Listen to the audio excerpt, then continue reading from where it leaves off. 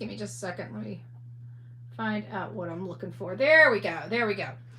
All right, guys. We have some breaking news information that is just coming out. I was on TikTok. It was quite heated on TikTok because when I went live to talk about the details of the case, as you guys know, I have not been feeling very well today, but I wanted to talk about the details of the case, and apparently there was some breaking news going on in this case as about, I don't know, about 15 or 20 minutes into my live, there was breaking news. And of course, you know, being on TikTok, you guys know I don't trust a whole lot of people on TikTok, especially people coming into my chat. So it was hard for me to believe that the boyfriend and the sister, so the fiance and the sister, everything we're learning right now, they have been released from jail.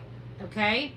If you guys don't know the case of Rebecca Park, she's a 22-year-old girl that disappeared from her biological mother's home. We're going to have to use bio mom because she does have an adopted mother that loves her and tries to keep her safe. Knew her mother was, trouble from the very beginning, but Rebecca kept a relationship with her mother, and her mother ultimately took her life as right when she was about to become a mother. It was this story is really, really something else. I don't know how to express it other than that. This is a wild case. Thank you, Deanna. This is a very, very wild case. It's very problematic for me. I am going to be dropping an over an hour live. It was my TikTok live. There was a heated exchange there with several people. You'll be able to tell right when he was getting released from jail because, you know, everybody's coming in there screaming at me like I'm supposed to know what's going on when I'm like literally conducting a live on a completely other different topic, and was live at the time that they were being released. Nobody knew that they were being released. I didn't know they were being released. But they were bonded out. And so I've got some questions. I'm not going to get too far ahead of this because we still have all that to talk about, but let me get you guys up there. So on November 3rd, according to Rebecca's biological mother, she got into a dark colored car, what they said a black sedan, and took off and was never seen again until she wound up in the National Forest with her stomach missing a baby. And come on, honey.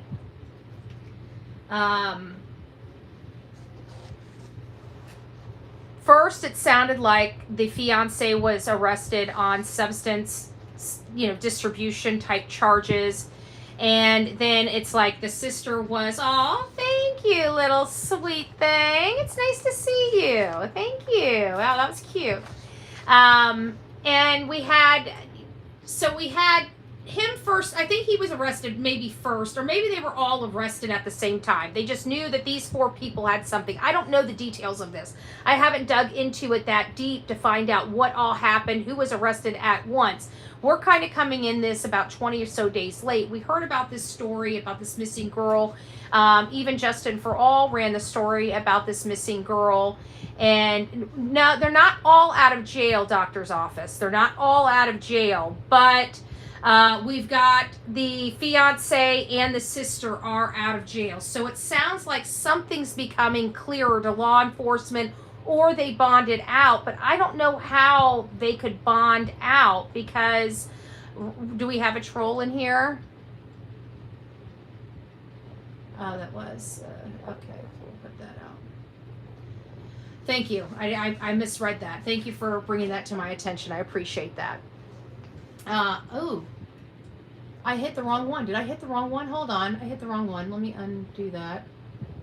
Sorry, Mama. I hit the wrong one. I'm going to have to hit that one. Apparently went up on me. There you go. There. I think I got the right one now. Mama, I kicked you out of the chat. I'm sorry. I'm sorry. It happens. It happens. It moved up on me. That's why I tell you guys, don't be mad at the mods if you accidentally get blocked. Don't get mad at them. I even do it myself. I blocked the wrong one. I got the right one blocked.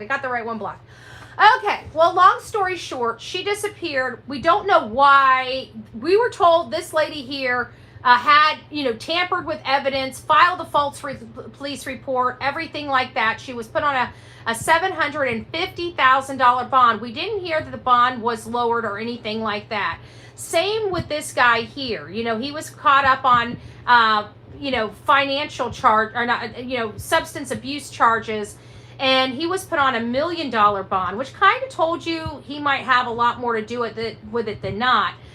But I think the evidence is really pointing to these two people here. And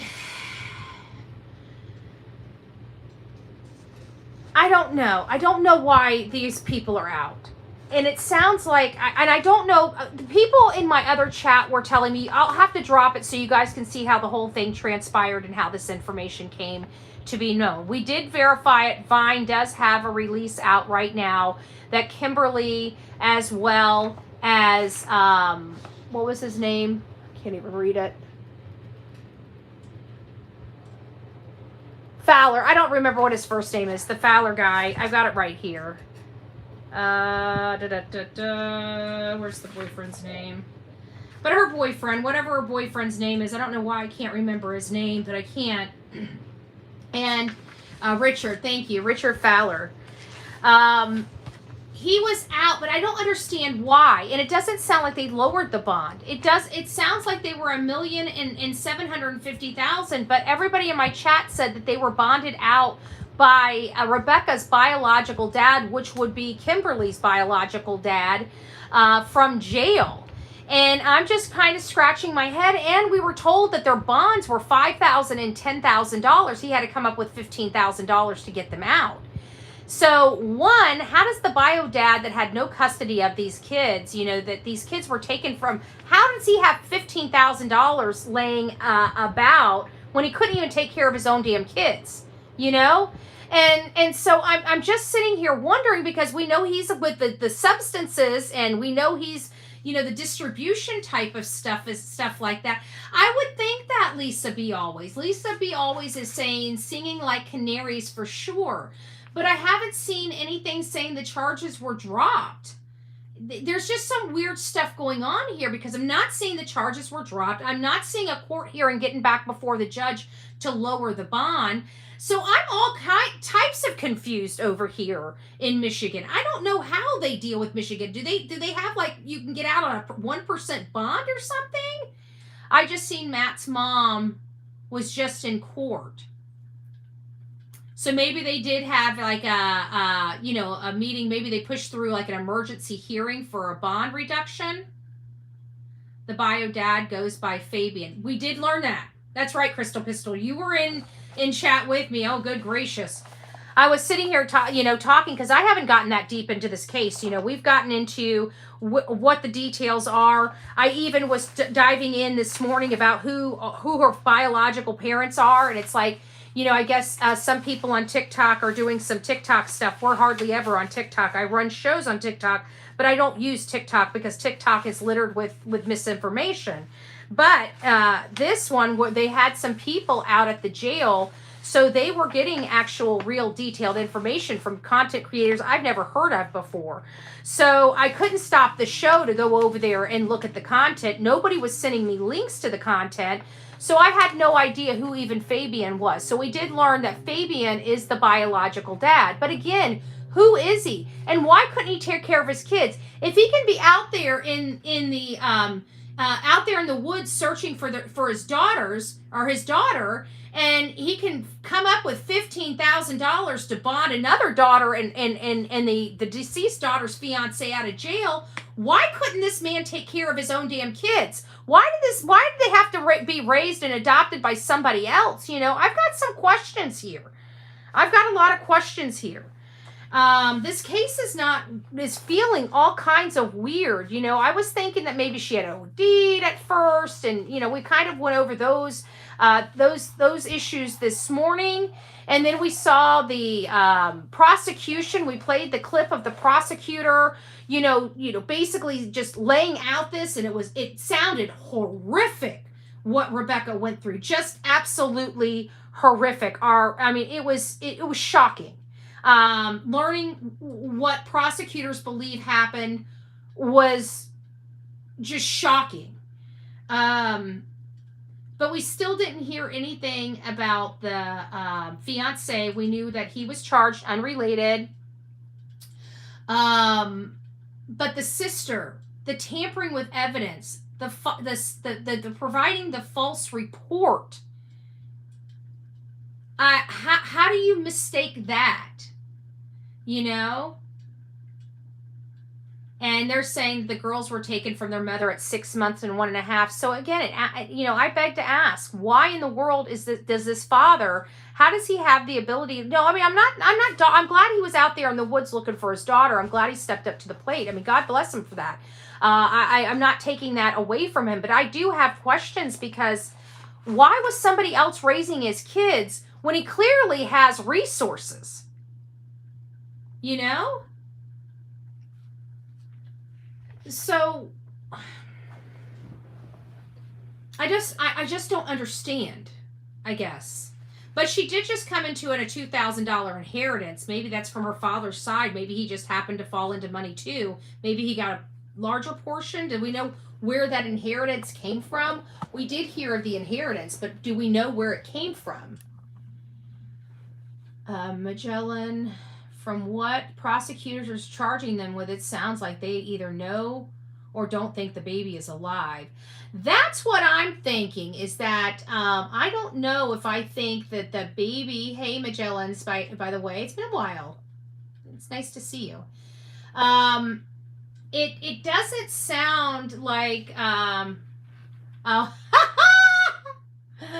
Meganels?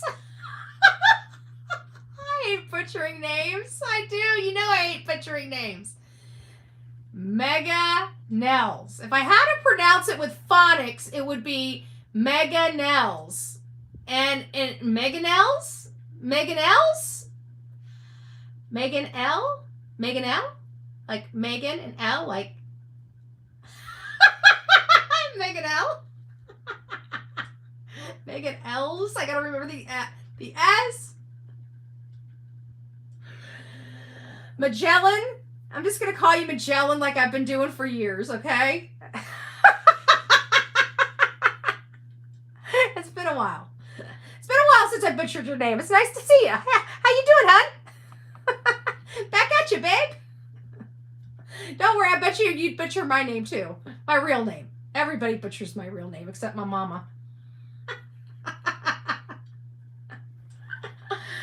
Oh, good gracious. Oh, good gracious. Well, we have a little bit of I had way too many people in my chat earlier. They were driving me slap nuts. We got some, I tell you what, there's one thing I cannot stand on TikTok is some of these rude little 20-somethings. I can't. I swear, sometimes I just want to pop their head like a pimple. I do. I'm not going to lie about it. And today I'm not doing well. I'm in a lot of pain. The pain never subsided. I've been in pain all day. And I've been working, and I've been putting. Did you guys see my stuff on Facebook? I did some. I got out my report on the Good Old Boys system. I had some good details in that. That turned out really good. I didn't do my thing on the war crime yet, and I didn't do the stuff on the Tennessee elections because we talked about it. I don't think I need to do a story on it. Let me go ahead and mark that off. I'm not going to do a story on that. We know that District 7, we got the seat, so that's good. And I haven't done my article on there because I still have to pull some information for the Doge report for Manatee County, which you guys could care less about that. So I never did my story on Summer Wells, Lily and Jack Sullivan, or Sebastian Rogers today. So we're kind of behind the 8 ball. I'm hoping by tomorrow we'll get kind of caught back up. But other than that, I've been keeping up and keeping track. And I wouldn't, but it really kind of, the reason why I was on TikTok, on my live so long on TikTok, is because I really wanted to find out if these people got out. Because there were so many people coming in telling me, but we know how trolls work, right? They work in groups. So we've been trolled before, and it was just like what they were doing. And I'm like, nope, not today, right? Not today. I was being called stupid. I was being called don't know nothing. They were being nasty because I just wasn't. All I asked for was receipts. So I'm gonna drop that so you guys can see what happened. so you guys can see what happened. I was starting to get frustrated. I started blocking people. We're gonna have to mod some moderators up on that. I wasn't gonna do moderators on TikTok, but when I'm like I am today, where I'm in a lot of pain, my temper and my patience are like, this big, right? I've got none. I just want to get my work done, get it done as expeditious as possible, expeditiously, whatever. I can't even speak today. You guys know what I'm trying to say. I just want it done, and I just want to go to bed. And I'm still so far away from ending my day. It's not even funny, and it's already 5 o'clock, and I've been working since 4:30 this morning. So I'm not doing bad, but I'm not doing the best I could be doing, right? So my patience is kind of razor thin. So I was ready to start going off, but I just kept working through it because I really wanted to find out where these people truly released or not, and how, if I could just dig it a little bit deeper and find out how this all happened. Nobody could really tell me how.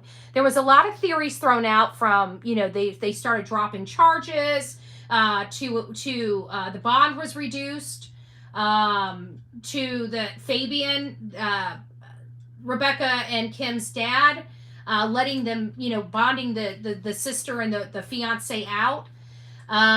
We don't know what happened to her. It sounds like a horrific thing. I also learned in my chat that we need to be careful because, Kimberly might be a victim of all this too, because we're hearing that the mom might have tried to set up Kimberly. And we also heard that Kimberly might be very scared of her mother.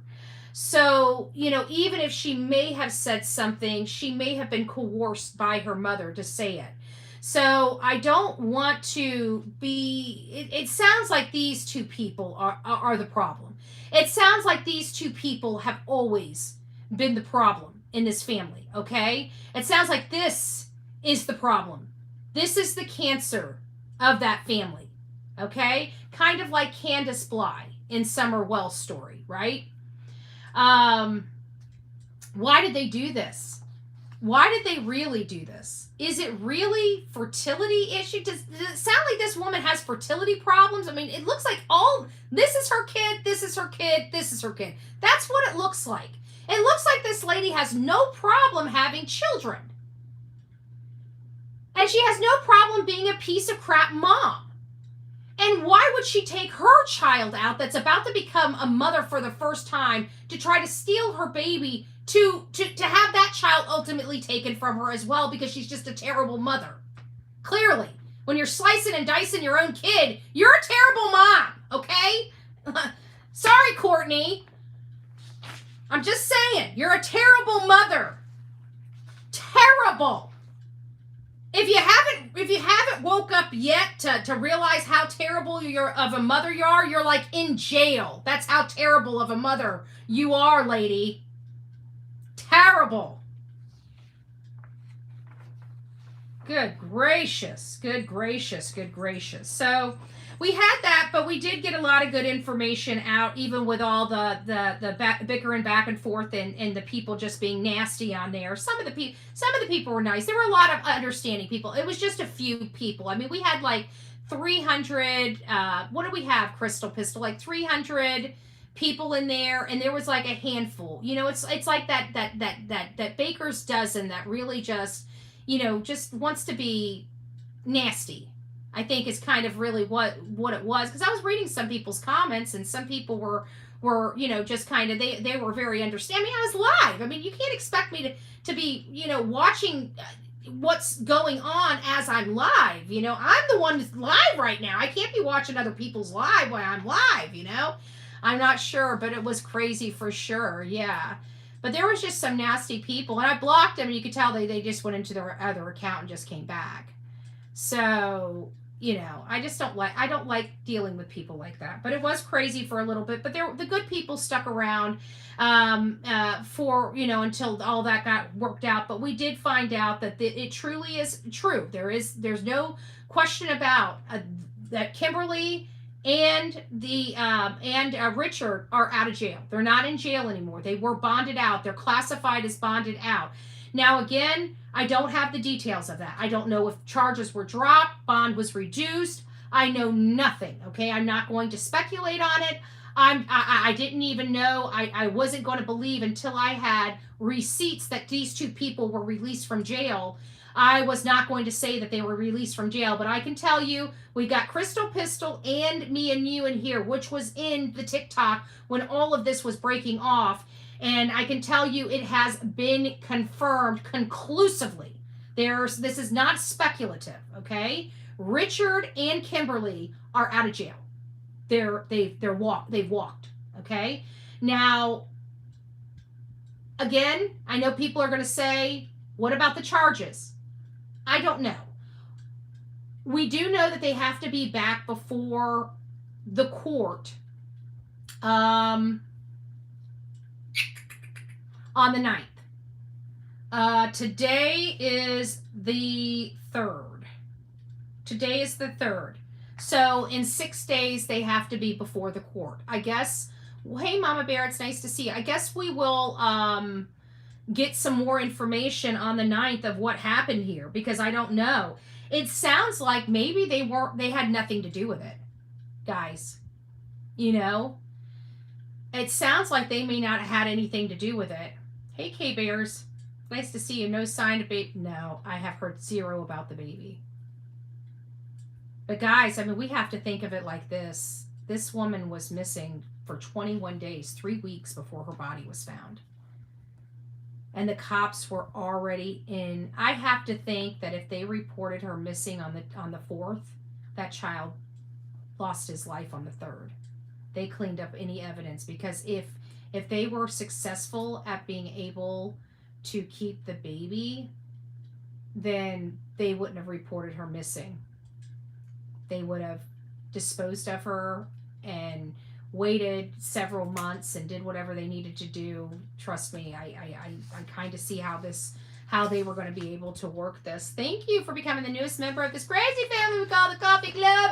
The Insane Asylum. Thank you, K-Bear. Grab your straitjacket in your padded room and welcome aboard. If you guys are just coming in and wanting to know what we're talking about, this is the new case that we picked up of Rebecca Park. She disappeared on November 3rd. Her body was found on November 25th. What makes this case so shocking is she was 38 to 39 weeks pregnant at the time of her disappearance. When they found her body, her baby was missing. And it was missing intentionally. I will describe it as C-section like, so you guys can get the picture that you need, but more gross and probably more graphic. And come to find out, what we found is that her mother, her biological mother, the woman that gave her life, is the one that ultimately took her life. And everybody in the world was trying to save Rebecca from her mother. And it was alleged that she was removed from her mother when she was 6 months to a year and a half old. I think her sister was 6 months and she was a year and a half old. I don't know. This looks like the brother. I can't see on this particular photo what his name is, because I remember reading all this, but you know, I looked at this graphic hours ago and I forget the names that are on it, so I'm going off pretty much memory for the names that I'm showing and saying. I don't remember who this is. I know this is her best friend. I can't remember her name and I can't see it on here. And I don't know who this is or who this is, but maybe that's Fabian.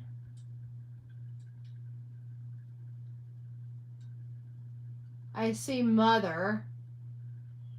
Jennifer something mother. And Isaiah? I can't tell what that says. No Fabian on there. No, there's no Fabian on here. Not that I'm aware of, because we know who these people. This is Brad Bartholomew. He's the stepfather. This is Courtney Bartholomew. This is Bio Mom. This is Richard Fowler, which is the fiance to Rebecca and her unborn baby's father. And this is her sister, Kimberly Park. Now, I don't see an arrow going from Kimberly to him, but I see an arrow going from her to him. So I can't read what it says that he is, but it does look like he's a Park. Joseph Park. Joseph Park. So it sounds like he might be the brother. And we also learned that the father, Fabian, and his son are the ones that ultimately located Rebecca, and they were the ones that found her. That's what I'm hearing. And that's what I heard on TikTok. And again, in a couple hours, I will drop that. It's about, by the time it's all said and done, it's going to be an hour and a half live that's going to be uploaded as a video on here so you guys can see. And like I said, it gets heated.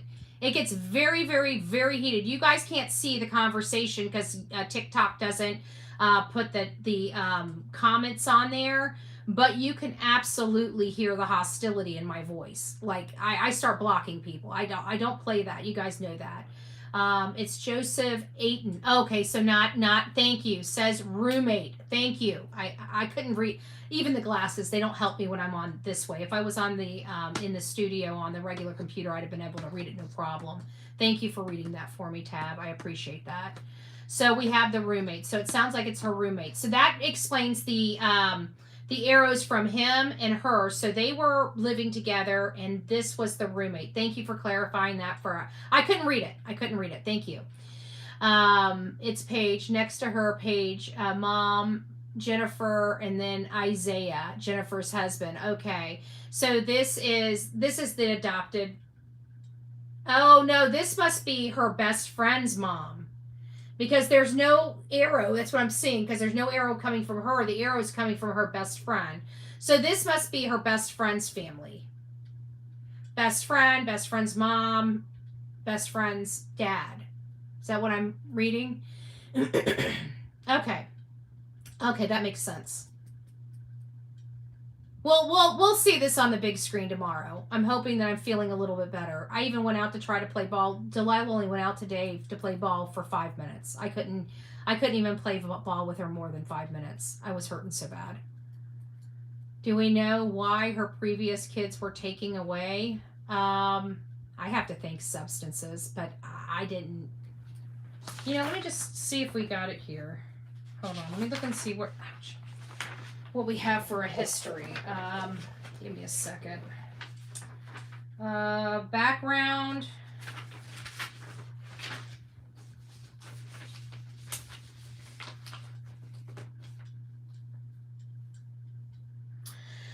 Well, she was adopted and raised by another family. We don't have that family up here. She was engaged to Richard Fowler. Friends describe her. Okay, we don't need that. We know she was pregnant. I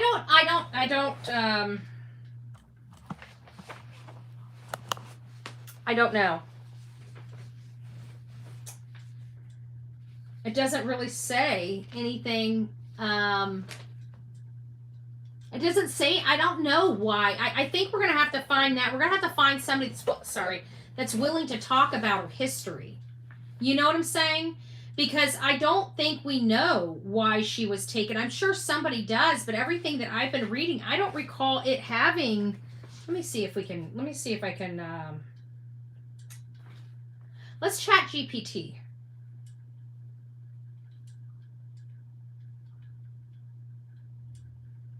Let's chat GPT.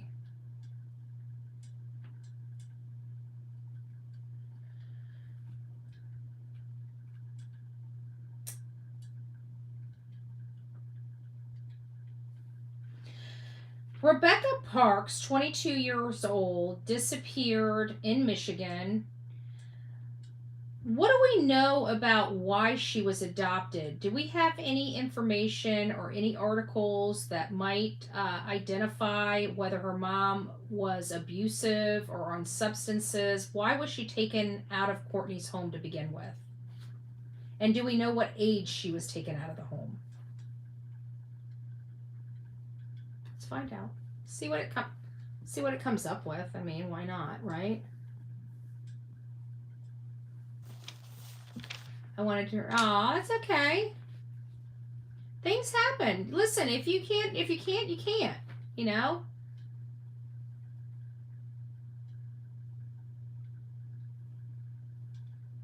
All right. All right, it's building it. Let's see what comes out.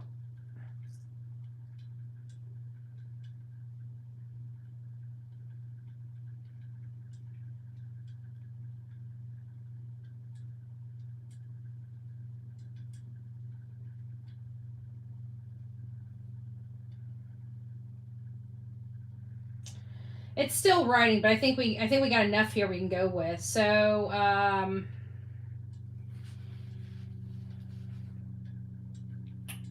her biological mother, Courtney Bartholomew, but Rebecca was raised by a couple who adopted her and her siblings. It's plural, guys. It's plural. They said siblings, not sibling. Excuse me, not sibling. Siblings with an S. Some media describes the adoptive parents, or at least one publicly speaking out, is Stephanie Park, her aunt.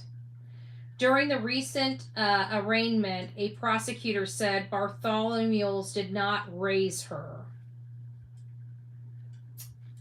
What we do not know, or have no credible reporting, why she was adopted or removed. So they found no credible, recent, or even older reporting, mainstream news, or public court filings. It checked public court filings that explain why she was removed from Courtney's care, adopted as a child. There is no mention in the press reports of abuse, substance use problems, neglect, or court custody decisions as the cause for her adoption.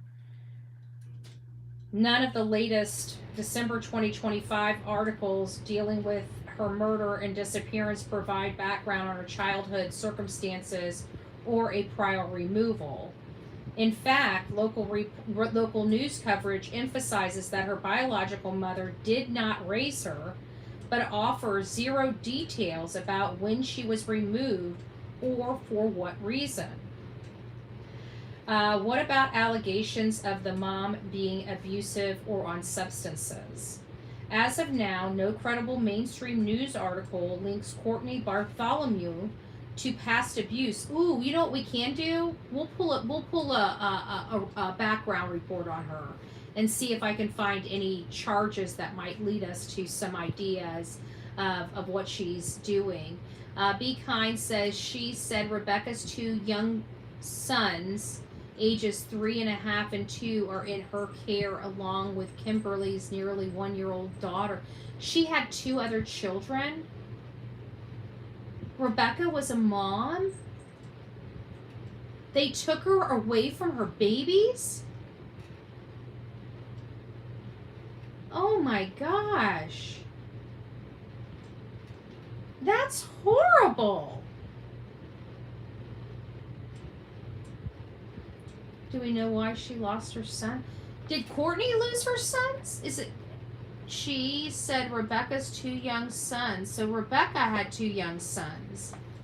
So was she just watching them for the night, or did her aunt have like custody of them? Like, is it like you know how I talk about the cycles, you know, the breaking the family cycle, like her mom, like Courtney lost her and her siblings, and now she's lost her sibling, you know, her children. Is it a situation like that? Is that what we're finding out with this family? Because this family is by far one of the, I mean, we all have dysfunction in our family, but geez Louise, this family makes the rest of our families look like a freaking dream.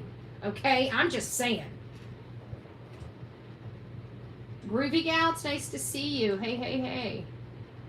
Most things she was done never was held accountable. Yes, Rebecca was mom.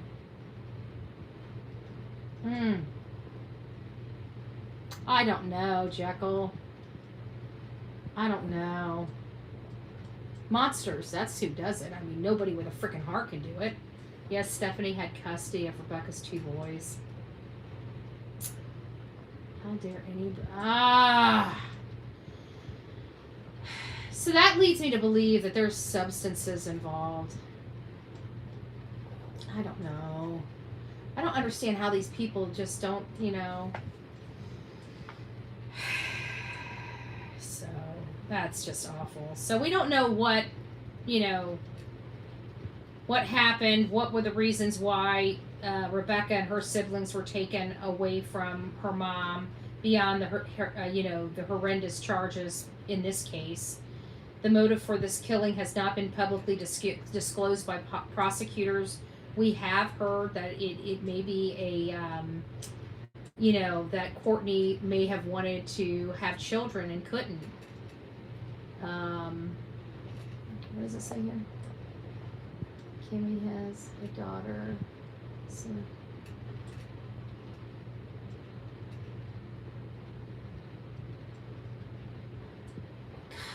What is up?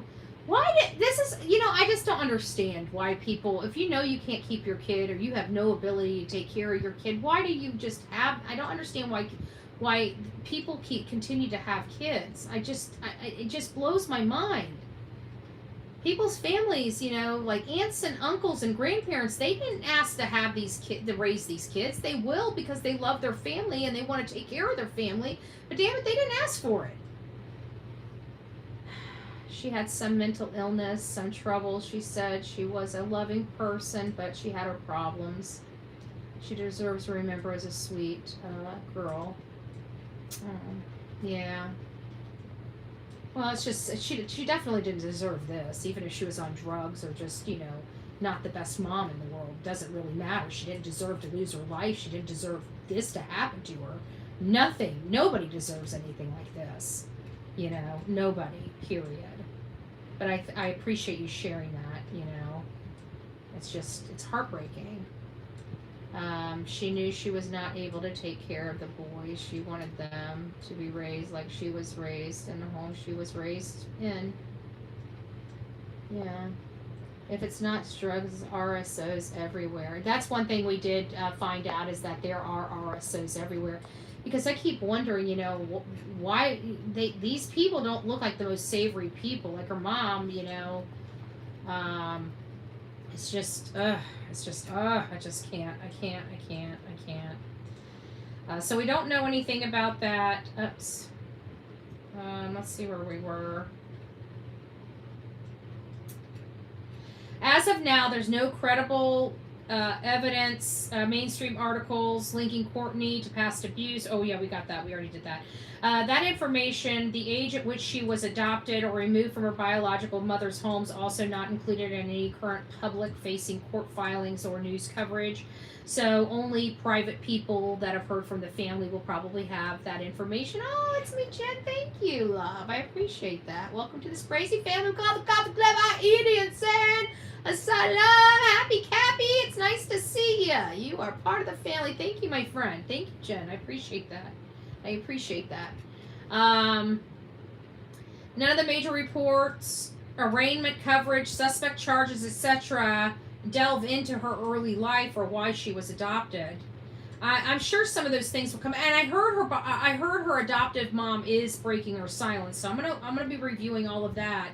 We don't know her age when she was adopted or how long she has been separated from her biological mother. So according to AI, none of this stuff is available online from a reliable source. So for us to know that, the family's going to have to speak up. And maybe some of the family has already. So if you guys do find those articles from family or these background and historical stuff for this case, please send that to me at bullhornbetty@gmail.com. bullhornbetty@gmail.com. We need to find the documentation on that and get that logged. Why is there so little information on what remains as to be seen? The recent wave of reporting triggered by her disappearance, the discovery of her body, and the murder charges has focused tightly on the crime itself, who is charged, what happened, and when, rather than her personal history, adoption, or childhood. So there's the reason why we're not getting all those information. Oh, thank you, Denise. Thank you. I appreciate that. Floating heart. Love it. Love it. They weren't in touch with Courtney until 18, but Kimmy got in touch at 17. Hmm. Such terrible stuff. This is all heartbreaking. And all they wanted to do was keep them from their mother. Be kind sent an email. I said 1 year old. Okay, hold on 1 second. Let me get over there. Thank you. Okay, we do have a news article here. Let me read this to you. So this was just recent. Adoptive mother of Rebecca Parks breaks silence after discovery of body. The adoptive mother missing Wexford County woman, Rebecca Park, is speaking publicly for the first time since her daughters disappeared weeks ago.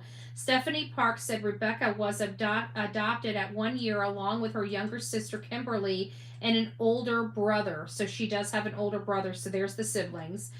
She said she decided to speak out because she considers herself Rebecca's real mom, having raised her since infancy.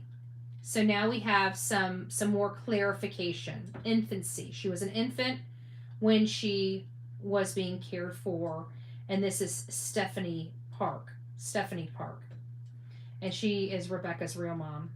Park said she stayed silent to protect her family, but wants the community to know that Rebecca had a loving home and that her family is devastated. We have been silent because we do care. We wanted her found. We didn't want to push anybody that would be involved in this way so that she would be able to be found. I never suspected her as a runaway with the baby, but we have been preparing ourselves for the outcome. Park said Rebecca was deeply loved by her parents and siblings. She had some mental illness and some trouble, she said. She was a loving person, but said she had her problems. She deserved to be remembered as the sweet girl that she was when she was younger, Park said. Park said that the last time she heard from Rebecca was on Halloween when they took her, talked about trick or treating, and wished one of her children a happy birthday. She says Rebecca's two young sons, 3.5 and 2, are in her care, along with Kimberly's nearly 1 year old daughter. She knew she was not able to take care of the boys. She wanted them to be raised like she was raised in a home she was raised with the same loving parents, Park said. Park said she remained silent to shield the children from further trauma, but wants people to know Rebecca came from a good home. They were brought up in a middle class family in a very nice situation. They have grandparents, they have siblings, they have aunts and uncles and cousins, nieces and nephews, Park said. Park said the situation had become more difficult following the recent arrest of Rebecca's fiance, Richard Fowler, and her sister Kimberly Park on charges connected to the case. She said she has been in communication with the Wexford County Sheriff's Office and believes investigators are working diligently. They have way more information than what is out there, which is because they need to make a very solid case. They did not stop working on this. This has never been pushed to the side. There are hundreds of police officers looking for her and doing everything they can behind the scenes, Park said. Park said she appreciates the community's support but hopes people will respect her family's privacy as they grieve and avoid approaching her in public, especially when she has young children with her. I have a funny feeling what we're going to find out. Hearing this information from her adopted mother, which sounds like it might be a family member to Courtney, unless it's somebody completely separated, because they are Park and these kids are adopted. They're all last name are Park. Kimberly Park, Rebecca Park, and then of course she's a Bartholomew, but was she ever a Park before? I have to do some background checks on that. If somebody does have it, again, please remember to bring it to bullhornbetty@gmail.com. Thank you. It does. It clarifies a lot. Thank you so much. I do appreciate that. I wish people would be a little more, because we're all learning about this case together. I don't have, and it's not about this side of it. Believe it or not, for the first time it was actually TikTok. Usually TikTok, I don't have these problems, but for whatever reason, people were in some type of foul mood, and I think it was because I wasn't taking their word for them getting out of jail, because I was in disbelief. just complete disbelief that the boyfriend and the sister were out of jail. But I kind of starting, now that I'm hearing from Stephanie and hearing that these at least these two girls had a fairly normal upbringing, they would have that sister bond. And I just can't imagine her sister, oh, it's Whispering Winds. Oh, thank you. Thank you. I appreciate it. Well, I appreciate it, love. How long has Betty been live for? Sandwich, to be honest with you, I have 44 minutes. Almost 45 minutes now. Almost 45 minutes have been live. Well, now they're going to move that baby. I don't think they have. I'm starting to feel like what I heard in TikTok is that Kimberly fears her mother. So I have a funny feeling what we're going to find out is that her mother told her to tell law enforcement something, and that's what she probably did. Because law enforcement was very, very clear that the sister lied, tampered with evidence, and lied to them. That's basically what her charges are. And they charged her, they gave her a bond of $750,000. Now, in my opinion, Aunt is Fabian's sister. I'm not sure. Okay, that might, we'll find out. We'll dig a little deeper on that. But if anybody has that, don't forget to send that to bullhornbetty@gmail.com, bullhornbetty@gmail.com.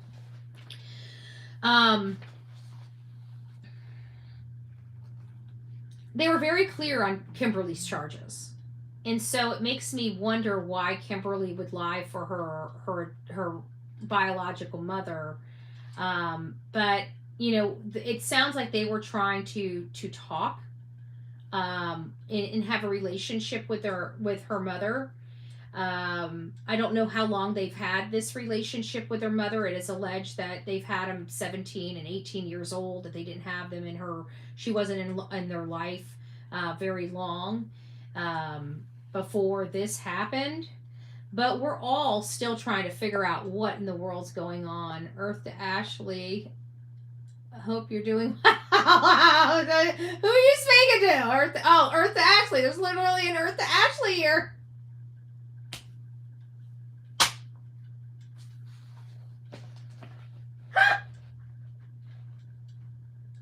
Did I do that? I did that, didn't I?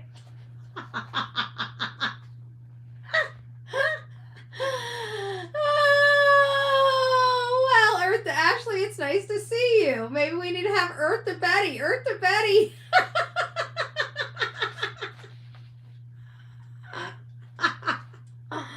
Oh, good gracious. Oh, good gracious. I'm telling you, this story's got a lot to give. It really does. And it's a sad, sad story, but this has a lot of twists and turns to it.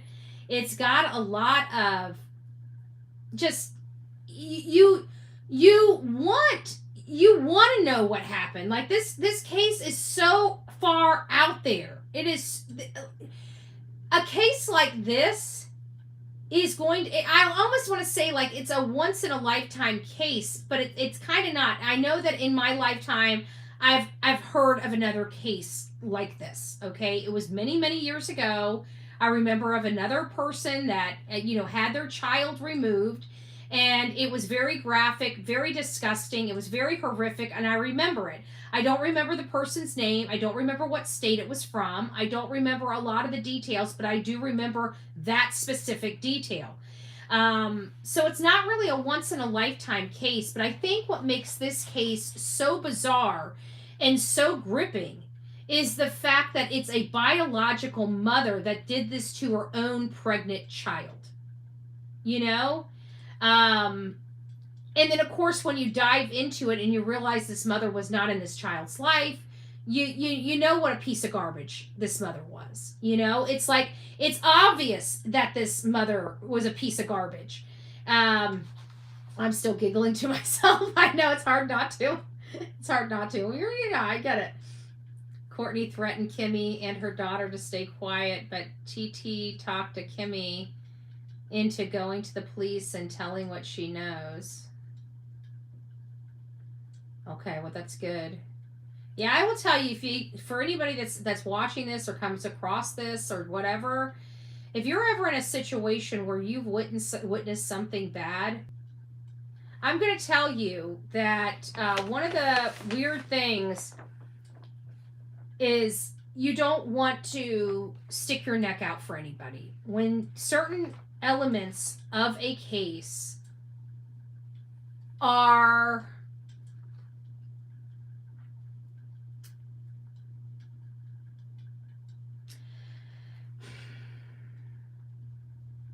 where am I going with this?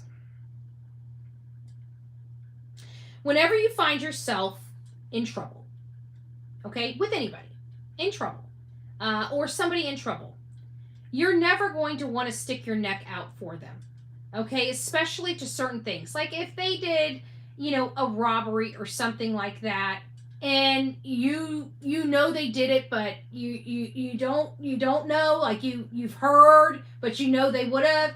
You don't go and you turn. I can understand that.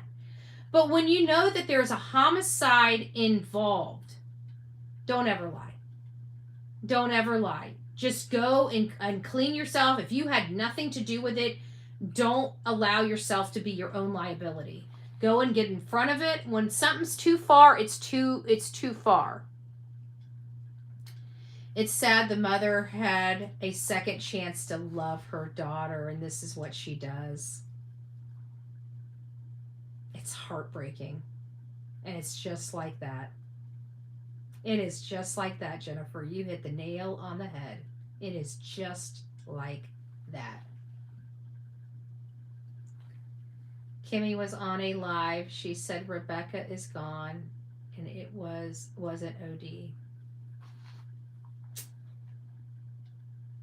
They did that to her. I can't imagine losing my sister and being thrown in jail. Like I kind of, now that we're starting to wind down the details a little bit, I kind of feel bad for, well, at this point, I'm going to show her a little grace and feel bad for her, because it sounds like they were raised normally and, she loved her sister, and it just sounds like they had a terrible mother, really a terrible, lethal mom. And it sounds like the mom got her in trouble and unalived her sister. And that's going to be her new reality, and she's going to have to live with that the rest of her life. But she's also going to have to deal with her part. I mean, this is her. I just don't see, if anything happened to my sister, I don't see anybody having anything over me for me to lie about that. Like, I don't know. It's hard for me to put myself in her position, or, I mean, I feel bad as long as she didn't do it. I feel like she did it. I don't know what to feel right now with her, because she's charged with some serious crimes, and if she did do those serious crimes, I mean, how bad do I feel for her? I mean, that was her sister, so I'm going to probably have some mixed feelings over this. Yeah. Rest in peace, Rebecca and her baby. The baby had the most violent entrance into this world and the most violent exit, probably. What? That is highly disturbing, Crystal Pistol. Crystal Pistol is reporting that Richard dated Courtney first.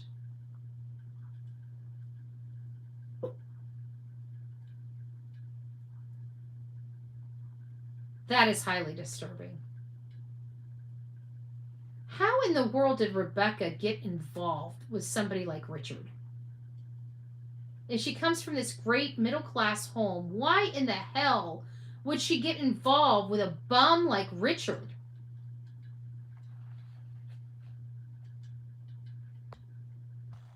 Is he a bum? It sounds like he's a bum. I mean, it sounds like he's the D-man. I don't like that. I think a hella lots Still coming out on. Yeah, well, there is, because I'm telling you, this stuff is just now starting to pour out. I mean, now that the fiance and the sister, they don't have a gag order yet, and it sounds like the sister's talking a little bit. But you know, the prosecution might go if they don't. They need to be careful being online and talking too much, because you know the judge will gag them. The judge might gag them. That's diabolical. So he did. I know. That's what I'm saying. Earth Day, Ashley. The FFS. FFS. And he's an RSO. What? Is that what they were trying to tell me in the chat on? I kept saying RSO, RSO, and I didn't know what they were talking about with RSO. And I thought they were talking about RSOs are in the area. Are you saying that Richard's an RSO? And you're telling me that Rebecca's biological father bonded him out of jail? What the hell? I mean, I can understand Kim. But the RSO? Drug slinger? Oh, good gracious. Are you guys hearing this stuff? Oh, good gracious. He doesn't look far from a bum. He doesn't.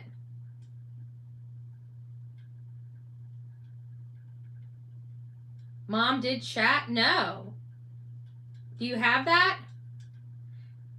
There was a lot of stuff being said. The chat in TikTok was flying a mile a minute. There were some people that were really pissing me off there. So there's a lot of stuff that I missed. But now that you guys are kind of slowing it down for me, maybe I was hearing that. Because I remember hearing somebody saying that the mom was on a panel, and I didn't know what they were talking about. Are you saying that to me that Courtney was on a panel with somebody? So when I Googled this guy, the fiance, it shows he's on the Esso registry in Michigan. Looks like him. He's 43. 43 and got a 22. Oh my gosh. Sounds like he got with her when she. Oh my gosh.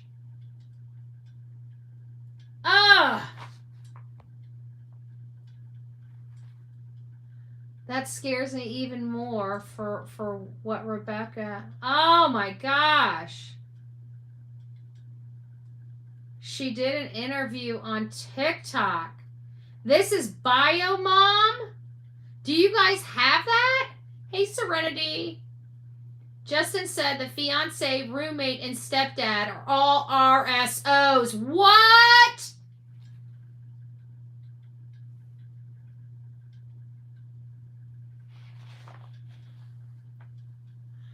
So that's what they kept saying. They're all RSOs. I remember them saying that in chat. I didn't know what people were meaning. See, now people were over in TikTok just a little bit nicer today. This would have all made sense to me. But there were such creeps over there today. I don't know what the hell was going on with TikTok today. Mom was speaking before she was arrested. Do we have that on camera? Does anybody have that? Can you guys send that to me? Do you guys have a link? Yes, Courtney and Kimmy both. Oh. I want to see that. Somebody had to have recorded that. Somebody had to have recorded that. Oh my gosh, I can't believe it. RSOs. That's sick. That's sick. Then why in the hell would her father, her bio father, get this creep out of jail? I can understand Kim. But why Richard? I don't think these little girls had a chance. Neither of them. One's dead, one's going to prison. Now I want to know what's the deal with Fabian, with all these other guys. Now I want to know what's going on with our, with real bio dad. I can't imagine being Stephanie, adopting all these kids and raising them from infancy on up, protecting them from these wildebeests. And they get of age and they walk right into the fire. And here we are. Is he an RSO too, or is he just a problem child? YouTube, Steph's case files, titled Pregnant and Missing. Okay. All right. Let's check this out. Steph's.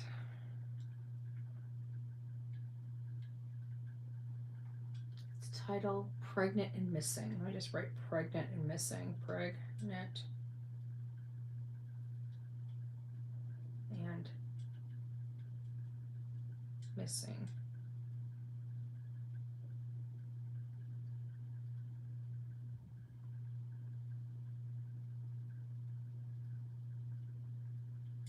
There it is. It's free to do.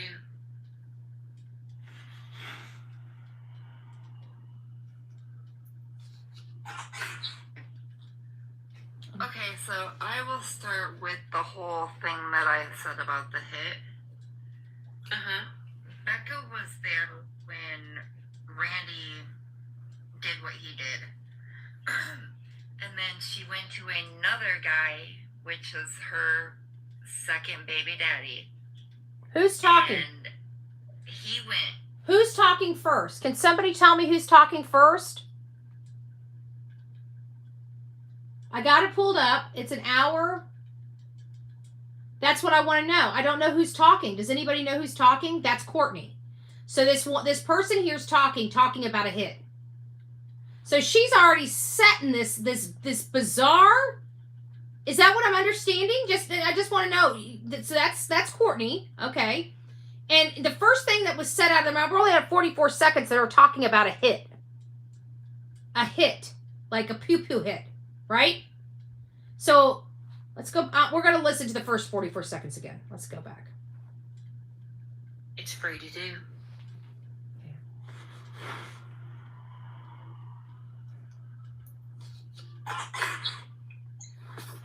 Hello. Hello. Oh, maybe I hit a button. Long day, huh? Yes, very long day.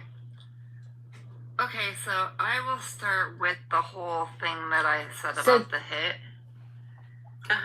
So I will start everything I said about the hit.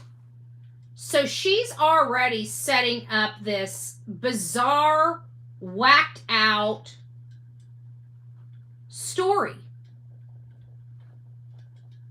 Becca was there when Randy did what he did. And Rebecca was there when Randy did what he did. Does anybody know who Randy is? And what did Randy do?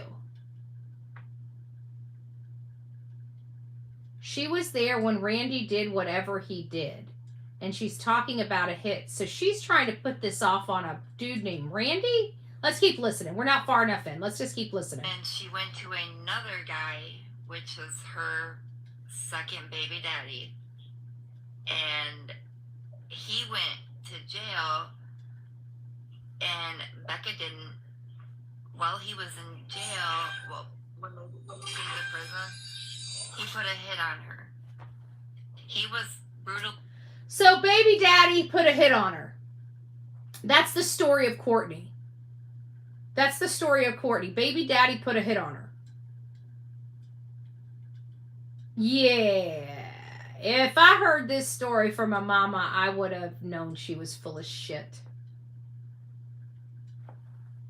People get too... See, this is the problem. Real life is not a movie. You know what I'm saying? Real life is not a movie. And what she's describing is a movie.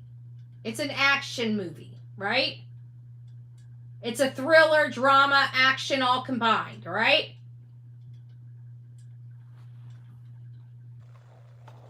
Baby daddy and second kid, yeah.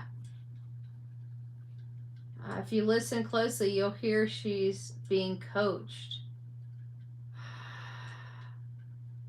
These two people wouldn't have been together because they're on two separate phones. So that means that if So one of them's Courtney. The one that's speaking is Courtney. The other one would be Kimberly. So the one that has, is this just who's this person over here? Is because that doesn't look like the girl that was arrested. This Kimberly lady.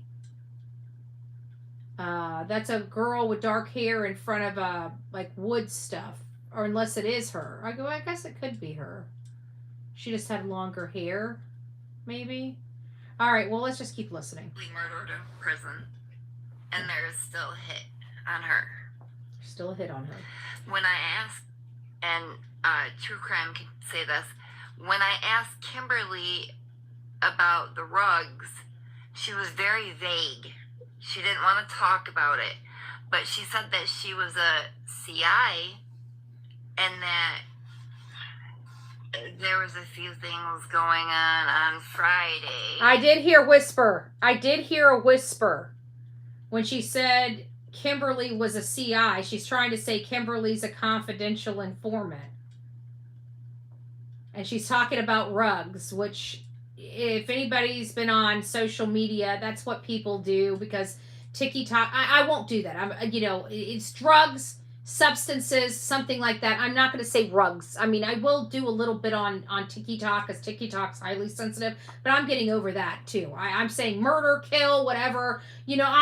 I'm speaking English. Okay, I'm speaking our English. I'm using our dictionary. I'm using our terminology. And if social media oligarchs cannot deal with it, it's not my problem, okay? We're going to still use, normal language. So it sounds like they're talking about drugs, not rugs, drugs, even though she said rugs.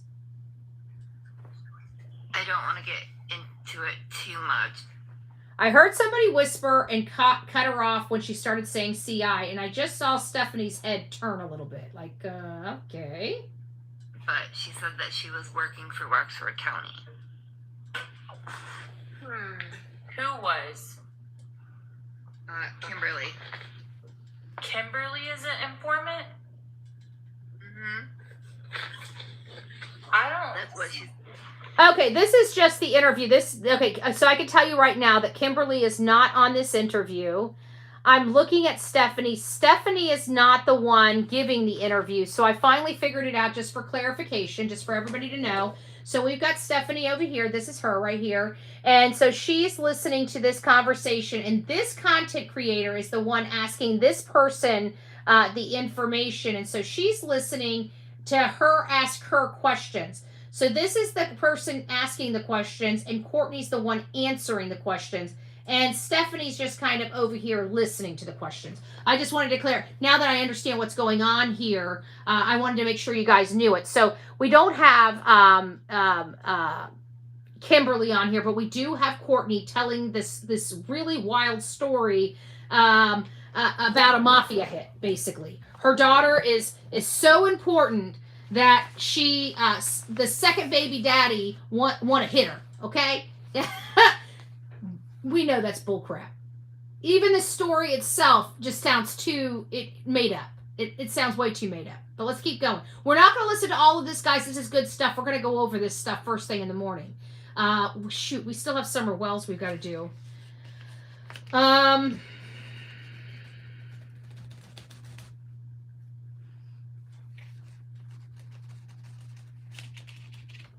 I'll make a decision before we get off tonight. See, this is a thing with informants. Usually they don't come out and talk. Usually they don't speak. Exactly. That's what I told her. I said, if you were an informant, you wouldn't be telling me what you're telling me. Well, probably because she's not an informant and she's making it up, right? And she just got caught with that and she's trying to use this convincing language. I would, now that she's arrested, I wish I would have had this, but I just started covering the case this morning. So we still got a lot of groundwork. This is days old. So we've got a lot of work to catch up with everything else. But this is interesting. I wish I would have covered this case from day one because then I would have loved to hear what the deception detective would hear on here before she got arrested, Hey, Lynette, it's nice to see you.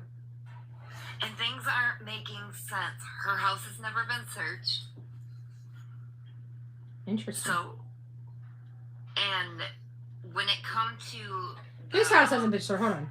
Hold on. Usually they don't come out and talk. Usually they don't speak. Oh, you can hear her fishing. Oh my gosh. She was just doing that thing, where you say, well, look at her because she wasn't searched. Her house wasn't searched, but ours was searched. She must be the CI. Ooh. They were trying to plan B. She was trying to plan B, Kim.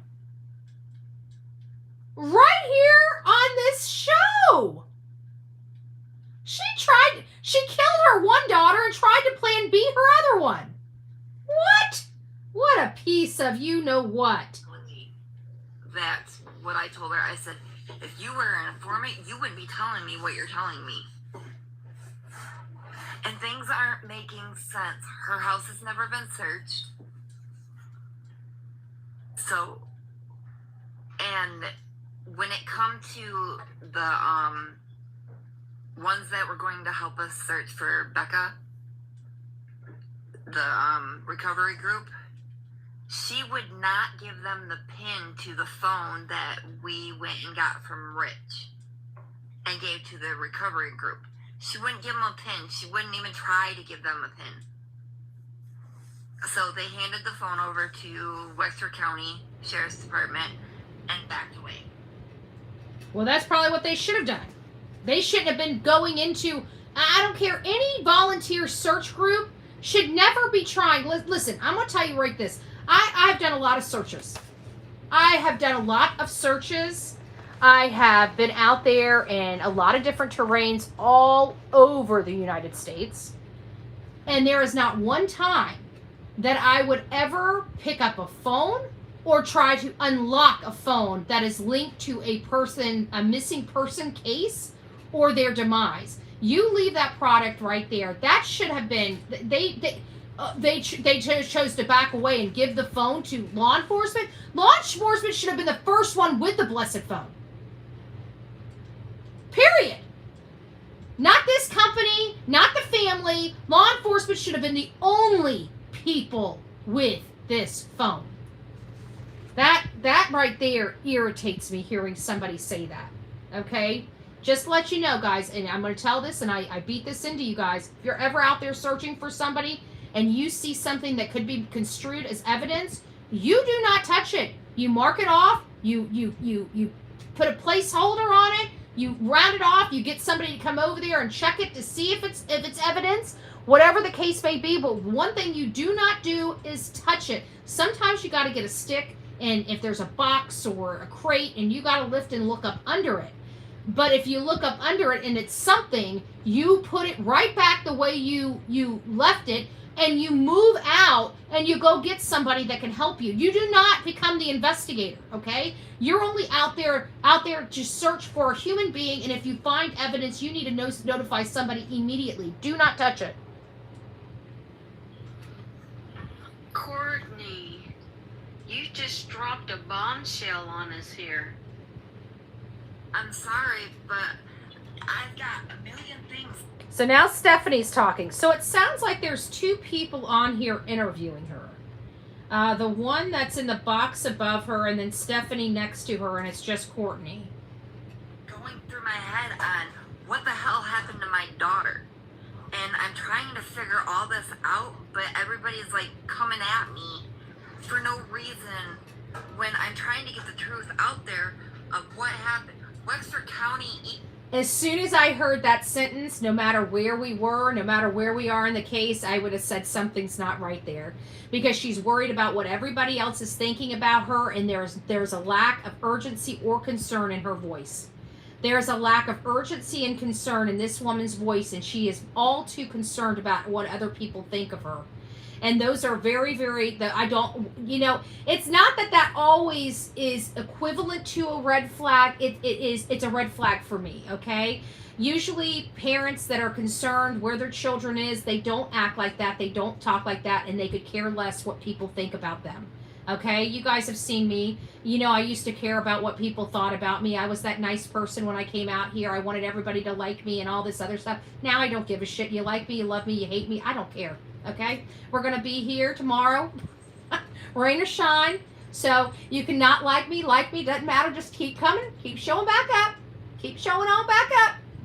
That's all I'm saying. Just keep on showing back up. We'll be here tomorrow, whether you like me or not. Even change the time that my daughter was last seen.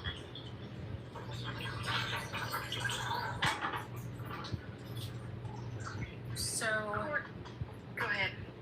so there are messages between you and Kimberly that I've seen on a live that it's between you and Courtney, or you and Kimberly, I'm guessing. That basically y'all were texting and saying, and Kim was saying that she was using reverse psychology on us, and you had asked her why she was on TikTok, and she basically said that she was using reverse psychology, and you said that. One second, I'm gonna read them straight on. Let's listen. You had told her, why are you on TikTok? She said, they wouldn't stop asking me, so I'm defending you. You said you weren't defending me. She said, I'm using reverse psychology, or it says physiology, but I think she meant psychology. You said, you're making it worse. She said, just watch. You said, I can't have kids. She said, I said that. And then you said, you just said I had a hysterectomy. You need to tell them. What is the reverse psychology part about? Good questions. No, she's trying to get everybody to feel sympathy for her.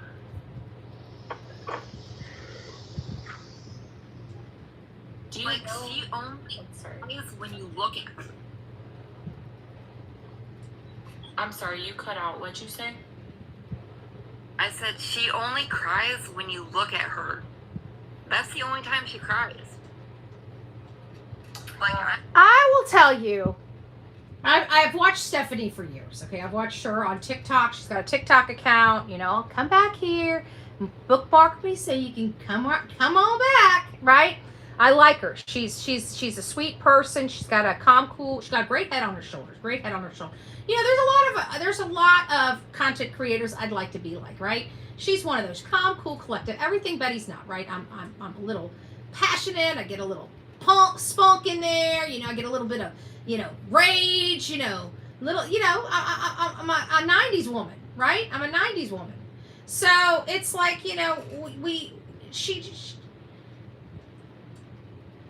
but she gets there. And I'm not sure.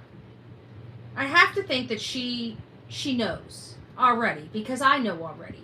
If this was a case, now we already know the ending, so it's hard to, you know, be 100%, because we already know the ending of all this, right? We know that this lady that's speaking right now about her child is in jail for hurting that adult child, for unaliving that adult child and doing terrible things to her own adult child.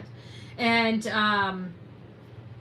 so I have to believe, because I can kind of see the expression on Stephanie's face. You know, she kind of got this weird expression on her face. And I kind of understand that expression on her face. I understand that expression on her face because this is a bizarre statement. And what you're hearing here is a mother blaming another child.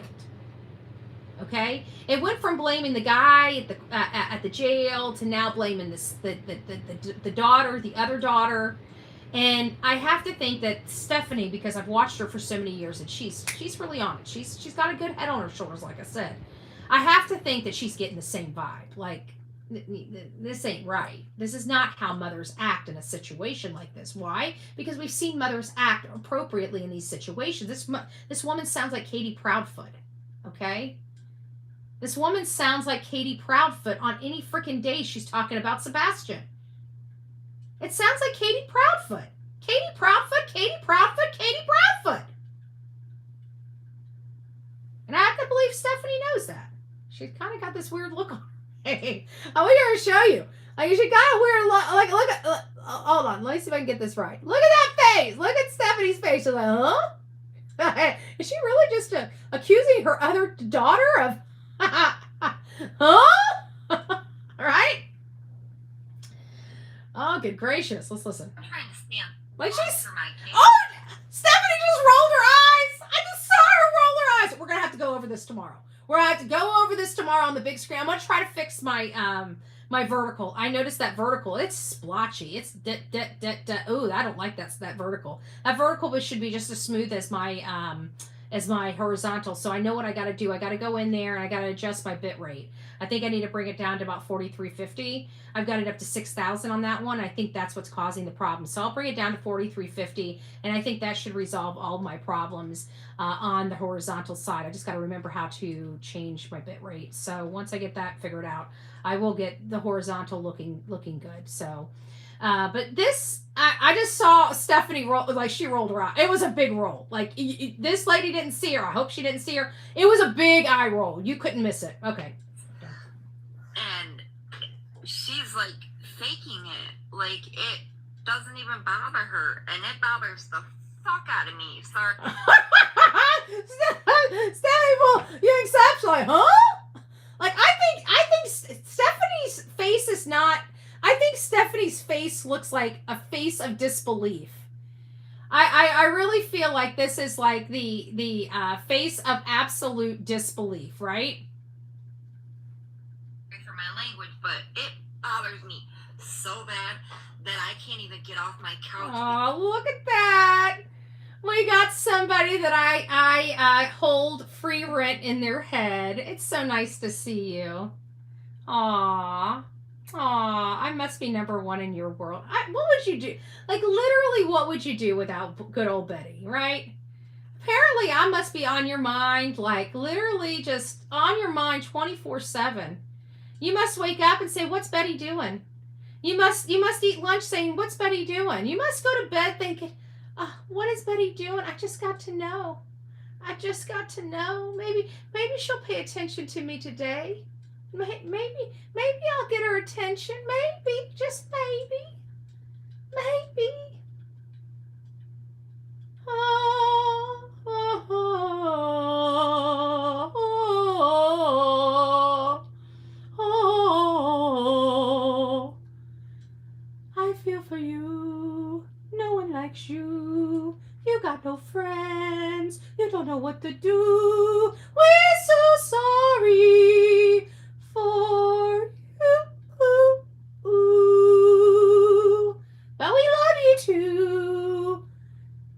We just want you to have better brain cells. Maybe better hygiene.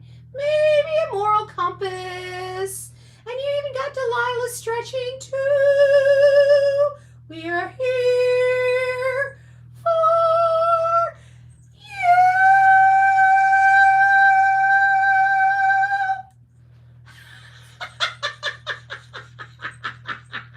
Hi, Delilah. Did you like that? Did you like? Aw, yeah. It was a troll. We didn't have the troll music on, so we had to become the trolls back. We had to become the yeah. I know. These stinky people. I get it. I understand. Nobody can entertain like Bullhorn Betty. You're either pissed or you love me. It's one of the. There's not. You know, it's like black or white over here, right? There's no gray over here. You either love me or you hate me. Doesn't matter. And the most important thing still, look at her. She loved me so much. Look at that. Oh, what a sweet little baby girl. Oh, look at that. Who could be mean to that? Oh. She's such a good little girl. He's Mommy's little baby angel. Yeah, Mommy's little baby angel. She's just a floppy dog. She does whatever I want her to do, except when she doesn't. All right, go find a place to lay. She is adorable. She's my babe. She's my babe. Because my head is so going crazy. Excuse me. Courtney, this is your own daughter you're speaking of here. Boom! Do you think Boom! I knew Stephanie was going to pick up on that. I knew. Thank you. Thank you for the hot chocolate, Pamela. I appreciate you. I appreciate you. Are you trying to insinuate that she might be nefariously involved in this? Very matter of fact, she picked up on it. She like, so you think she's nefariously involved in this, eh? I have a crush on BHB. Well, thank you, Brandon. Thank you. I knew she was going to pick up on that, because as soon as you start blaming your own other child and you're not showing any real urgency, emotion, or urgency, or, just concern, that is a massive red flag. It's Katie Proudfoot all over again, right? And she had no concern in her voice, no urgency in her voice. She wasn't really blaming anybody but the victim. Sebastian's the one that ran off. Sebastian's the one that left the house without his shoes. Sebastian's the one that left the house without his money, his wallet, his phone, or any other personal effects. It was Sebastian that did it. It wasn't her. It had nothing to do with her.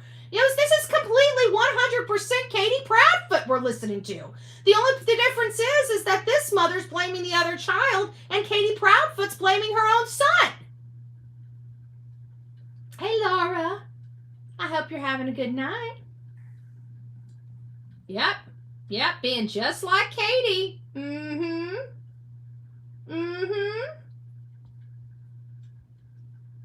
I knew she'd pick up. I think she knows where her sister is. I honestly do. Her house has never been checked. There's a phone that's missing. Guys, we're gonna have to do this on the big screen tomorrow. We are going to have to do this on the big screen tomorrow. You guys have got to see Steph's face, okay? We cannot do this. This is not giving this thing justice. You have to see, because I love seeing, like, when you're interviewing people and stuff like that, I like to see the face, because your face tells so much, even mine. That's why I try to keep a straight face. I try not to pay attention to anything. I try to stick to my list, because I never like to give away anything on my face. But sometimes it's hard. Like, sometimes you're being bamboozled, and you're being bamboozled, and it's hard not to have the expression of, like, you are bamboozling me. And that's what we got here with Stephanie. I never seen Courtney shed a tear either. Yeah, neither did Katie Proudfoot. Neither did Candace Bly. Nope. Neither did Jacqueline West. Why did we bring up Jacqueline West? Because that ho is in the po. Just saying. For the rest of her life. Bye. She didn't cry either. She didn't show emotion either. She didn't show urgency either. We got one down. We got many more pieces of crap mothers to go. My face tells me all the time. Does mine? I don't think you guys understand what I'm thinking at any point in my day. Like, I think I've just got the block.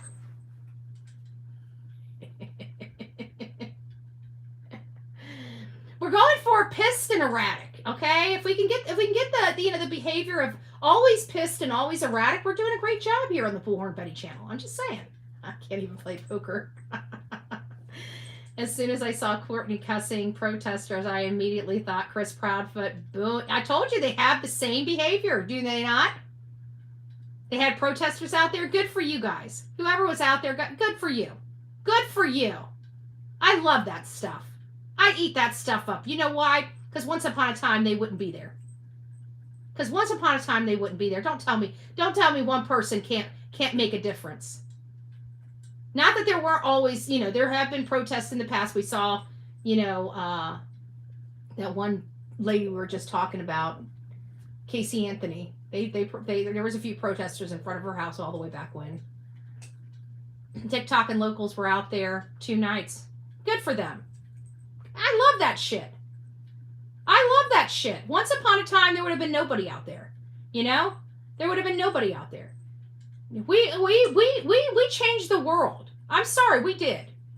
Nobody's going to take that away from the work we did. I love that. I love that.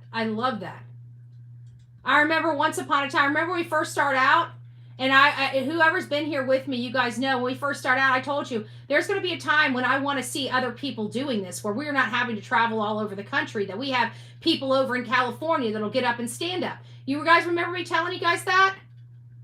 Well, the revolution is here. It's here. You guys want to be crappy people out there in the wilderness? Well, we got something for you. We hold people accountable. Everyone's constitutional right to protest. Amen. Hallelujah. And I'm proud to be an American. I kept trying to tell people. Everybody wanted to beat up Betty. Throw all my business out there. Right? Because, oh my gosh, look what she's doing. She's harassing people. Why do I hear crickets over them? Even in my deaf ear, I can't hear nothing. I can't hear. That makes me happy. Hearing that makes me happy. That makes me happy. I love that. That makes me super happy. People were out there at Rebecca Harrow's. People were out there at Ashley Buzzard, even though the people out at Ashley Buzzard, they were just getting this stuff kicked up to make it worse than it was, because it was mostly the other side of the family. I get it.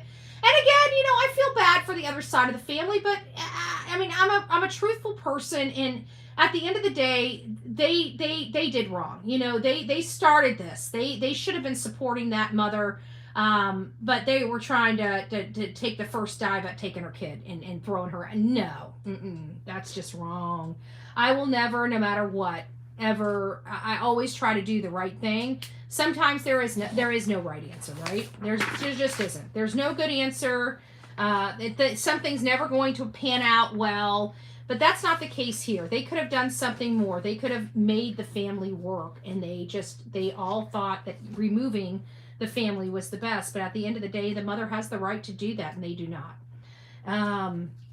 And whether I agree with the decision to take a child away from their grandparent, it's not for me to make that decision for every family. What I do is I support a parent's right to choose. And I don't think I'm going to ever get off that. I don't have to agree with the person. I don't have to like the person. I don't have to like their actions. I don't have to like it. I have to decide whether it is unlawful or not. Was their conduct unlawful? Is a person I'm not here to babysit people. I'm here because we have crime around this country. If there's not a crime, I don't want to be involved. It's a waste of time. It's a waste of resources. We got better things to do. That's the point I'm trying to make. And this was a whole host of wastefulness. And as you see, what did I tell you? It was going to die down, because within 2 weeks, we're going to be talking about something else. Did I not? And what do we got going on? Who's speaking about Ashley Buzzard? Who's speaking about Melody Buzzard? Nobody. Why? Because it was bullshit. That's why. Straight bullshit. All right, guys. Well, we got through 5 minutes and 53 seconds of this, and we're going to listen to it all over again in the morning. And why are we going to listen to it all over again in the morning? Because I think it's important that we see Stephanie's face. I'm sorry, but it's just one of those things where we can listen to it, but I think you guys will get more out of it if you see it. You should see it, because you get all types of vibes, and we can hear it better. And we're not going to miss things, and we're going to understand what they're saying. And I have an ability to take notes, and hopefully by tomorrow I'm not in this. It feels, you know what it feels like? It feels like somebody took my muscles and went right in the center of my back. That's what it feels like. That's what it has felt like all day long. It's just like my muscles feel like they've been turned like 45 degrees in the wrong direction. And it just feels just like that. And I can't get it. I'm not taking any more than 3 ibuprofen and 3 Aleve, and I took those this morning, and it didn't do squat to the pain. Squat. So I do have one more of those patches Laura gave me. I might have to go to the store and buy some more, because I only used the one, and it did work on my hip. It did. After I used that patch, I didn't really have problems. I haven't really had problems in that on that back side where I was having the problems, the sciatica, but and I don't have the lump on my shoulder, but I have this right in the center, right dead in the center of my back. Even doing that, it hurts right here. Just lifting this arm to point to it with the pen, it hurts right here. It's tight. Try bio. Ooh, that's a good idea because I still have some. I have the sample packets the doctor gave me. I mean, I don't know if they're expired, but it's expired or no expired, I'll still use it. I got the little BioFreeze, you know, the little sampler packages. I got a whole handful of those. I forgot all about those. I have those. Ooh, yes, I will. I will. I'll put that on. I'll put that at, you know what, I'll probably rub that. I'll have to get, because it's, when I had it from the doctor, when I had all my surgeries and stuff, I had the roll on because I made the mistake of using the lotion. I will not use the guys, I don't care, guys and girls, no lotion, okay? If you're doing BioFreeze, use the roll-on or you have to use some gloves. Don't let it touch your fingers, okay? It doesn't come off very easily, and you only have to touch one sensitive area. And next thing you know, you're having a BioFreeze in places you don't need BioFreeze, okay? Because it does not wash off of your hands like you think it might, okay? So I'm just going to forewarn you. And you might be thinking I'm talking about something a little down under, and I'm not. I'm talking about your eyes. I'm talking about your lips. I'm talking about your ears. Oh, yeah. You want to talk about burning? I peel my lips a lot because my lips are always peeling. You have BioFreeze and peel your lips and forget you had BioFreeze on your fingertips. I'm telling you, there is nothing to wash that burn off your lips, okay? Your lips are just burning. You feel like you did something you shouldn't have been doing with your lips, okay? I'm just saying. Just saying. And that's all just from trying to get some little bit of relief on a muscle on the back of your neck or something like that. So I would like the roll on, but I do have those sample packages, but they are, pull the top off and squeeze out type of sample packets. I'm worried about my arses. Hey, you know what I'm saying? You want to talk about a pain in the ass? BioFreeze that shit. That's a real pain in the ass, the old keister. Yeah, thank goodness I haven't done that. But I did. I will tell you what I did do. Jalapenos. I'm not sure if I told you about this. One year, I was at my dad's girlfriend's house, and I was in charge of the jalapenos, cutting them in half, it's the first time I did jalapenos. And then, you take all the seeds out of them, you rinse them out, then you put them with the cream cheese and a little bit of cheese mixture, and then you roll them to fry them, right? And so I wasn't paying attention, so I washed all these, and it was 2 bags of jalapenos. These people really liked jalapenos. I'm not a jalapeno eater, so I don't really eat them. I was just preparing to help out in the kitchen because it was, I think, Thanksgiving or Christmas dinner or something like that. And so I was doing the jalapenos, cut the tip off, cut them in half, reached in there, took my finger, got all the guts out into the thing and just moved on. Laid them all on the pan, no big deal, okay? Well, the problem is my finger, this girl was on fire. A little bit later, the finger started burning. Now, mind you, this was already after I touched my face all over. Right? I'm out there in the country, I'm sneezing, rubbing my nose. This is after the jalapenos. By the time I was done with the jalapenos, my fingertips were burning, but not after my entire face was burning. My eyes were swollen because I rubbed my eyes while I did not use gloves. It took me, I want to say, 24 to 48 hours for that burning to go away. I have never cleaned a jalapeno again. I don't really care for jalapenos. Did I tell you that? Yeah, I don't really care for them. So, there's a difference between being wise and being smart. See, the reason why I won't clean jalapenos or use BioFreeze without gloves is because I'm a smart person. I learn from my own mistakes. You know what? If you've never had any of those experiences and you choose the next time you go to the store and you buy BioFreeze that you're just going to go glove up, See, that makes you a wise person. You know why? Because you got to learn from my mistake. So I learned from my mistake, and you learned from my mistake. I was the one that had to deal with all the pain and misery of it, while you got to watch all the pain and misery of it. So let me ask you, would you prefer to be smart or wise? Me, I'm getting to the age where I would prefer to be wise. No glove, no love.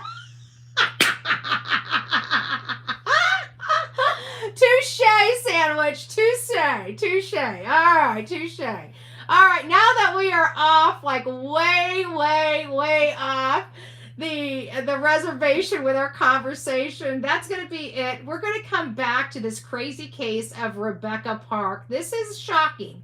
Okay, the whole entire case is shocking. The details are shocking, and the details are ever changing. I started a live out earlier today, and it turned into a shit show before it got back on track. We had these two people, Kimberly as well as Richard, being released from jail, and I was in shock because they were ordered $1 million bond and $750 bond respectively for each of them, and to come up with 10% is $175,000. And I'm just trying to scratch my head trying to figure out how these people can come up with $175,000 to bond out. But two of them have bonded out, and I learned that it's possible they didn't have to come up with all that money. That one of them, Kimberly, had a $5,000 bond to come up with, and Richard had $10,000 to come up with. It sounds like the bio dad may have gotten one or the other or both out of jail, but seeing how Kimberly is part of Stephanie, her mom, Stephanie, she adopted Kimberly too. I would assume that Stephanie is taking financial responsibility of her own child, and may have bonded her out herself. So we don't know all the finite details, but what we do know is that Kimberly and Richard are not in jail as we speak right now. Was it because they were not involved in the case? We don't know. We're going to be breaking it down. We're going to dive into it. Now that people are behind bars, the case should settle down. We should be able to go back and easily start picking up some of the information and identifying what's fact from fiction. So we'll start breaking that down first thing tomorrow morning. I know we didn't get to all of our stories today, but tomorrow morning, the first thing I'm going to do is go ahead and schedule all our shows tomorrow so we know exactly what time and where we will be. So, and what the stories will be about. So if you guys would like to tune in to one, two, or all of them, you can. That's the only way we're going to be able to do it, because the days are getting past me, which I knew today was going to be a little rocky when I got into the office, and I was in such pain this morning that I was going to be rough. But I was able to get at least my written stuff. I was going to do 2 articles, and I got those pushed off, and I did a political video as well. So I was able to get some things accomplished, just not everything on the list that we needed to get accomplished today. But tomorrow's a new day. I think this new schedule is working much better. I think we're being a lot more productive, and we're getting a lot more work and different types of work out there for different types of viewership. So I'm really thankful for that. So next big step is going to be building the website. And we're going to start, eventually in 2026, we should start back to a trip a month. So I'm hoping to start kicking that off, after the new year. So, well, Brian Laundrie got away too, though. He did. Well, that's one of the reasons why we protested that house, though. Remember, we were just there as spectators. We just wanted to pull up some chairs and get a lay of the land and just report some information back. But when we found out Brian Laundrie was lost, that they lost Brian Laundrie, well, we lost it. We're like, so the suspect is gone. Now, that was it. We knew the parents knew. We just knew it. And you know what? We were right. We were right about everything in that case. We were right that he never made it. He never came straight home. We were right that he went over to that guy's that he hired, the attorney, before he even got back to Florida. We had so much right in the Gabby Petito case. Even the place we were searching, I don't know how many times we walked by Brian Laundrie's body. We had to walk by Brian Laundrie's, 500 yards from Brian Laundrie's body, or 500 feet. We were back there on those power line trail, which was not that far from his body, and we were all over it, and we never found him. We kept hearing something though. We kept hearing like this buzzing sound, and we thought it was the power lines. But when we got over to the power lines weren't making the sounds we were doing. These protesters made Courtney snap, and that's what they do. It's applying pressure. That's why I go there. You know, that's what I was trying to do, because these people lie slap through their teeth, and there's certain things you can say to them just to see if there's even a human element left in them. Once the human element is gone in them, it's gone. Okay, and you can find that out real quick. I love boots on the ground. I love eyeball to eyeball. You know so much more. You get so much more. You know so much more a lot quicker.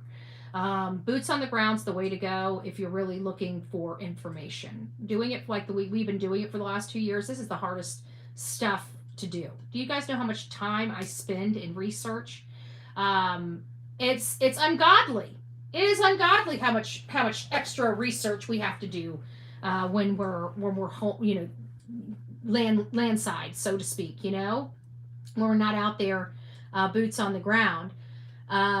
It's a lot of research. You go boots on the ground, you get like real time info. Like I could have the stuff that takes me, 13 hours to compile sitting in a chair in an office. I can literally go out and compile in a couple hours on the ground. It's just night and day difference and the quality of the information is so much better. It's so much better. You are so much more accurate being boots on the ground. I love boots on the ground, and we're going to be getting back to it. We just got to do things in steps. We're not a very rich, a very rich channel. We're good. We're okay. We can afford certain things as the small channel that we are. But we're not a big channel. And when we have things like legal expenses and stuff like that, other things have to come to a standstill. And it's usually our travel, because to cover these cases, as you can see, we can cover them right here. But when we're really wanting information, we got to go out there, and it costs money. And when we don't have money to take from the legal fund to go out to these trips, we have to work 10 times harder to get the information and make sure it's accurate. It just is what it is.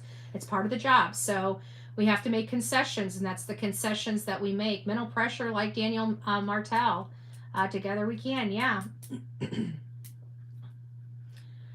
Well, and that's what it is. Pressure breaks pipes. I love protesting. I will never say anything else. I feel like that I feel like it's the most American thing you can possibly do is when you see something there. The only time you can get somebody higher up the food chain to take notice is to make a lot of noise and be noticeable.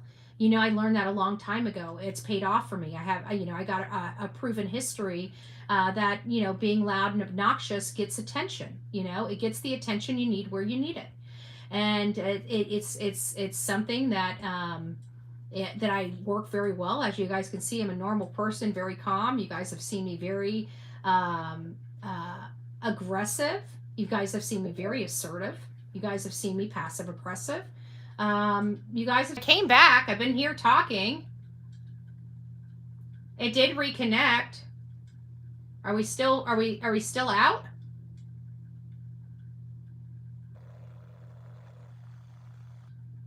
I'll give you guys 20 seconds to see if you guys can see me, because I'm looking like I'm hooked up. We back. Okay. Oh, so that whole time I wasn't there. I was still talking. I did see it reconnect. It said do reconnect, and then I was talking, and I heard you guys say we went out and that we were blocked, and I'm like, okay, well, we should be back up. You guys should be 20 minutes behind me. That was weird. Okay, well, it is what it is. Yeah, somebody drove by. I heard somebody drive by, so I'm gonna check the cameras. And if somebody came by and did something funny business out there, we'll have their tag number where we'll get it reported. So, but I did hear right when that whole reconnecting thing came by, I could hear somebody driving by the house. So I'll see what that is, because we don't really have reconnection issues with FiOS. It's all underground. It's not above ground. We don't have a whole lot that can be affected with the FiOS. But right when it did start doing that, I could hear a car driving by, because this right here is the road. So I got this window right here that's just right, the road's right there. So I can hear people drive by. And I got a camera here, I got a camera in the front one, and I got the Ring doorbell camera. And I've got another camera on the corner of the house going that way. So, but I've never had anybody in the backyard. Nothing really triggers the back. Occasionally it'll be a raccoon or one of the cats, but that's it. Other than that, I have raccoons though. Oh, I didn't tell you. I forgot about this. The other day, I came out to turn the lights on, and I turned around, and there was a freaking possum on the gate, trying to, and then as soon as the lights came on, it froze on the gate. It looks like a freaking giant rat, right? If you don't know what a possum looks like, it's a freaking giant rat. It's a black and white rat. And it's like the size of a cat. And so it's on there, and I'm like, it sees me, I see it. He went, and he just didn't move anymore. So I walked around the fence, and I went and got Glenn. I said, Glenn? He's like, yeah. I said, you got a possum? He goes, where? I said, on the fence. And he goes, where on the fence? I said, how can you miss him? He's frozen on the fence right now. And he goes, outside. He goes, how big deal? We got a possum on the fence. I'm like, yeah, we got a possum on the fence. How about that? How about that? And so he came out, and he said the other night he was out, and he said his light turned on, and he says there was a mama raccoon and two larger size, but they were the babies, but they were not babies anymore. They were kind of more adolescent. And he flipped the light on, and he said it was the funniest thing because all three of them kind of stood up like this, and he's like. He goes, they stood up on their hind legs, all three of them, when I turned the light on. They're like, hey, don't shoot me, I'm like, seriously? He's like, yeah. He's like, it was the funniest thing I've ever seen. He turns the light on, and three freaking raccoons going, what up? Yeah, I didn't do it. I didn't do it. And he said they were on my side of the fence. I'm like, well... I don't know where they're coming from, but the only thing I can think of is they're coming from the trailer park, So, but, anyways. Wildlife here at the old casa. All right, you guys have a great night. We will pick this up tomorrow. I'm very interested in it. Thank you so much for sending this audio over to me. I'm ready to break down Courtney. I can tell you that Courtney is displaying some major red flags. I mean, just out the gate. Plan B and her daughter... not being concerned, convincing language, trying to convince everybody that her daughter has to be the one that's responsible for this. It's just terrible. It's just terrible. And that might be why I'm not ready to condemn Kimberly yet. Okay? I'm going to show Kimberly some grace until we find out what's going on here. Because I did hear her mom, her real mom, Stephanie. I did hear her story, her coming out, her wanting. You can tell even in the article how somber and hard this must be for Stephanie to deal with. Looking at those babies that she took in for her daughter, and her daughter struggling and stuff like that. Oh, thank you, Pamela. It's nice to see you. So I think we're going to show Kimberly some grace just until we get to know what really happened. Because I feel like Kimberly might be a victim as well. And I'm not ready to go scorch earth on her. I'm not feeling the boyfriend. Okay, I'm going to tell you that right now. Me and the fiance probably aren't going to dance too well in this story. I don't like his kind. We've learned that he's an RSO. We learned that he might be twice this girl's age. We ain't playing this. I don't like him. I don't want nothing to do with him. We'll if he has nothing to do with this, he has nothing to do with this, okay? But he's still a piece of crap, and we're not going to have really a whole lot of nice things to say about the boyfriend or the fiance just yet. I'm sure his heart's broken if he cared about her, and this is his baby. I have to think, we can't just be complete heartless people. He is a father, and So far we haven't seen him or heard of him being charged with any criminality associated with her. So he might also be a victim. So we got to be very careful, but I don't like the age. I don't like the RSO. It's got me very concerned, and we will. I'm sorry if he's harmed an underage person. We can appreciate that he's not involved with the crime, but it doesn't mean that we are going to put him in a positive light. Okay, we'll tell the truth about him, period. The whole truth and nothing but the truth. And if RSO is his story, we're going to find that out. We're going to put that out there. He needs to learn to date people his own age. I'll leave it at that. All right, guys, rock it out with your coffee beans out. Don't forget to be fearless. If you see something, say something. An ounce of prevention is worth a pound of cure. And until next time, please be safe, but more importantly, kind to one another. We'll see you soon.